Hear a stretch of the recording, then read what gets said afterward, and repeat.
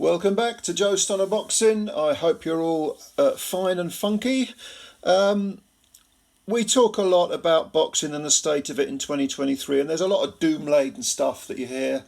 Boxing is in a terrible state, and what are we going to do? And we love the sport, but it's its own worst enemy, and all this sort of stuff.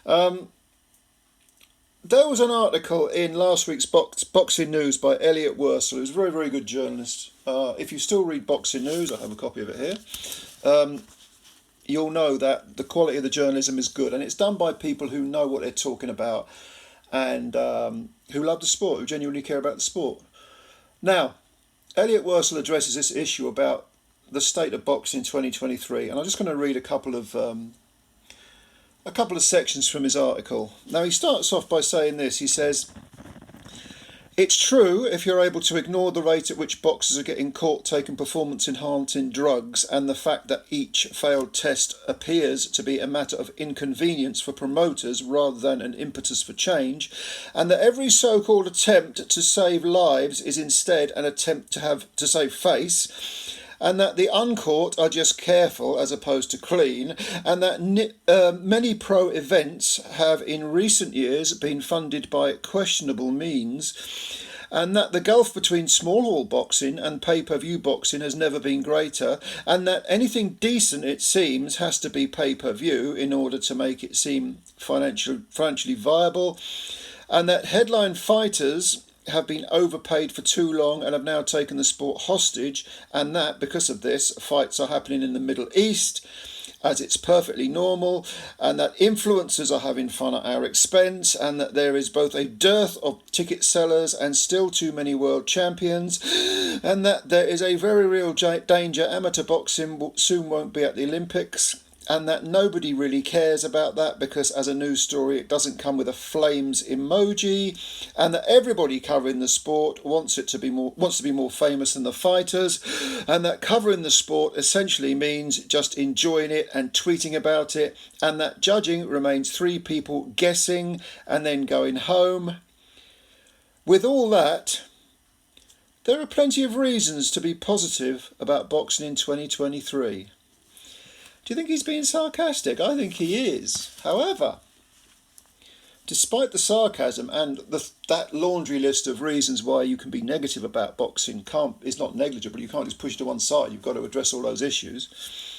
But Elliot Wursel also points out a few things. In 2023, we have had super fights. Terence Crawford, Errol Spence, Gervonta Davis, Ryan Garcia, Devin Haney, Vasily Lomachenko, Naya Inoue, Stephen Fulton, Chantel Cameron, Katie Taylor. As for great fights, we've had Sergey Derevyanchenko and Jaime Munguia, Louis Neary and Azat Hovhannisyan, Artur Beterbiev, Anthony Yard, and Emmanuel Navarrete and Oscar Valdez. We have also this year witnessed women's boxing become even more prominent, as well as seen America reawaken as a serious boxing force thanks to Crawford, Spence, Davis, Haney, Shakur Stevenson and Teofimo Lopez, all of whom are integral to the sport's short-term future. And we still have those big-name heavyweights too, if they can be bothered to fight each other. And what we have above all else is the sport's very essence. Two men or women meeting in the middle of a ring to risk it all in a way every other world-class athlete can only imagine. Now, I think that article, those two sections from Elliot Wursel's article, really sum it all up. Because yes, boxing in 2023, there are plenty of criticisms to be made, perfectly valid criticisms. But let's not let that obscure the great stuff that goes on. And there is some really great stuff. That laundry list of fights that was just mentioned. And I mean, we're only in, nearly September 2023. So we've got September, October, November, December. We've got a third of the year to go. And there are some more good fights coming up, And yes, of course, we sort of dwell on, what can and what the good stuff, the bad, the ugly. But there are some great fights out that have happened and that will continue to happen. And there's plenty to be positive about boxing. Now, if you're of a certain age, as I am, I'm middle-aged, I'm in my mid-50s, you'll remember a time, and I've said this before, if I'm repeating myself, it's not dementia, it's just because it bears repeating, you'll remember a time where there were 3 TV channels and no satellite telly. And if you wanted to watch any boxing, you either went to see it live, which most people did, or if you were lucky, there'd be some on a Saturday afternoon, like World of Sport or Grandstand, I think was the other one. And, boxing was in the stranglehold of the cartel. Mickey Duff, Jarvis Astaire, Mike Barrett and Terry Lawless. If you know your history, Google that. The cartel boxing, you'll see those names. You can read up on it. I think I did a video of it a couple of years ago, but go and have a look. And they controlled everything. And fighters were not particularly well paid, and they were beholden to promoters. They had no real power, and a lot of fights didn't get made. And, okay, the PED thing's newish. It did exist back then, but it's newish. But all of the problems that exist now in boxing, they existed back in the day. They existed when I was barely into my teens, back in the 70s.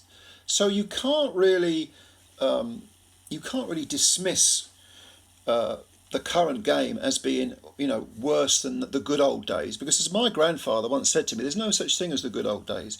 You look at the past with rose-tinted glasses and you see the good stuff, but you forget the bad stuff. When you're living in the moment, when you're living in the modern world, very often you forget the good stuff and remember the bad stuff. So, and of course now we've got the internet. If you want to go and watch a fight from 20 or 30 years ago, you go on YouTube, it's probably on there. There's fights every week on all sorts of platforms. Sky,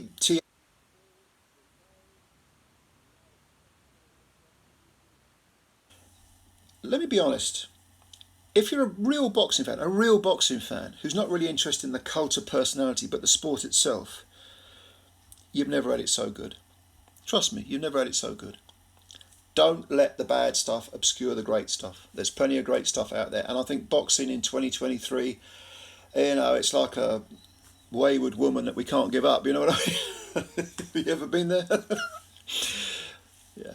But sometimes it's worth it. Look at that fantastic week we had with Naoya Inoue, Stephen Fulton, and then, everyone was hailing Inoue as the great pound-for-pound champ, and then along comes Crawford and smashes up Spence. One of the greatest performances I've ever seen in my lifetime. Tremendous. You get weeks like that and it makes it all worthwhile. And yeah, there are issues like the PED issue that have to be sorted out. But don't forget the good stuff. So, I want to be positive. I hope you're going to be positive. Leave your comments below if you've got any. Subscribe to the channel if you're new. And hit the like button if you don't mind. I always appreciate your time. It's great that we're building the channel up. Keep spreading the word about Joe Stunner Boxing. And I'll catch you later. Bye for now.